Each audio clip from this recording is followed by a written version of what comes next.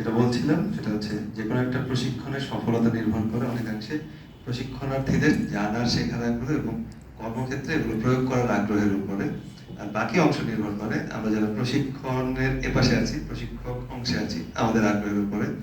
আমরা জানি যে আমাদের প্রকল্প পরিচালক মহোদয় এবং অধ্যক্ষ মহোদয় দুজনই তাদের নিজেদের ভেতরে যা আছেন তা উজাড় করে দেওয়ার ব্যাপারে অত্যন্ত দৃঢ় প্রতিজ্ঞ এবং খুবই নিবেদিত প্রাণ।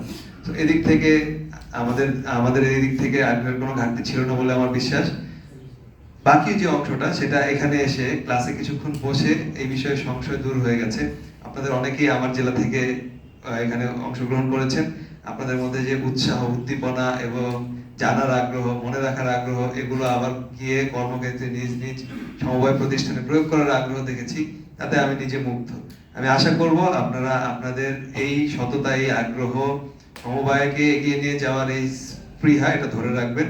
আপনাদের হাত ধরে সমবায়ের এক নতুন পদচারণা, নতুন জয়যাত্রা শুরু হবে, এই আশাবাদ ব্যক্ত করে আমি এখানে শেষ করছি। ধন্যবাদ সবাইকে।